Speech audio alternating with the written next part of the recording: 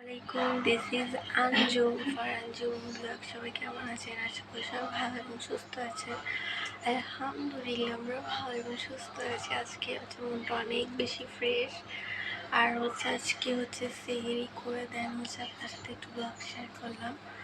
তো আজকে ব্লগটা একটু অন্যরকম ব্লগ। আর আজকে ব্লগটা একদমই একটা স্পেশাল ব্লগ। তো চলেন আজকে ব্লগটা স্টার্ট করা যাক। তো এই তো আজকে নানুর জন্য চেয়ার নিয়ে আসা হয়েছে।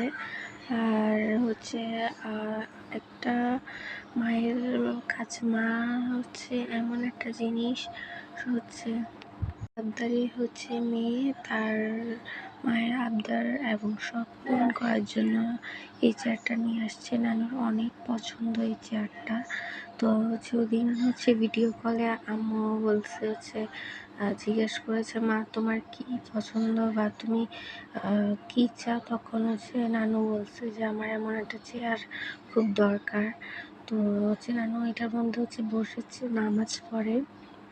তো এই জন্যই আম্মু এই চেয়ারটা নানুর জন্য কিনে নিয়ে আসছে, আব্বু আর আম্মু মিলে। তো মূলত আম্মুই কিনেছে। তো আম্মু আর আব্বু মিলে আজকে পান্থপথ থেকে এই চেয়ারটা কিনে নিয়ে আসছে। তো এখন মামু এটাকে নিয়ে যাবে বাড়িতে। আর এই ব্লগটা ছিল রোজার আগের ব্লগ। তো রোজার আগের ব্লগটা শেয়ার করা হয়নি, চিন্তা করলাম এখন শেয়ার করব। তো যাই হোক, খুব ভালো লাগলো। ইনশাল্লাহ আম্মুর জন্য আমিও কিছু একটা কিনা ট্রাই করবো ইনশাল্লাহ। এমনিতে আমার বার্থডেতে গিফট দিয়েছি আম্মুর পছন্দের শখের জিনিস। আর শখের জিনিসটা কি ইনশাল্লাহ নেক্সট ভিডিওতে শেয়ার করবো।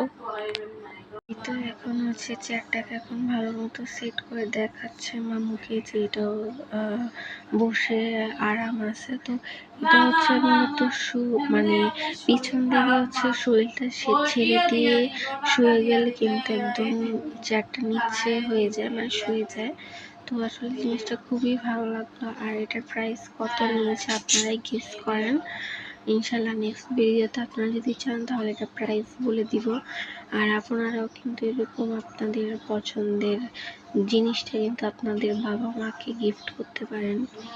আসলে বাবা মা সন্তানদের জন্য অনেক কষ্ট করে, আর আমাদের উচিত কিন্তু বাবা মার জন্য কিছু একটা করা। তো যাই হোক, এখানে সবকিছুই কমপ্লিট করে এখন মামুকে দিয়ে দিবে নিয়ে যাওয়ার জন্য। এটা এর পরের দিনের ব্লগ।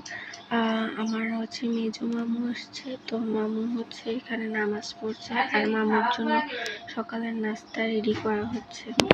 এখানে সাদেক মামুর জন্য এখানে বিরিয়ানি রান্না করা হচ্ছে, আর চিংড়ি মাছ।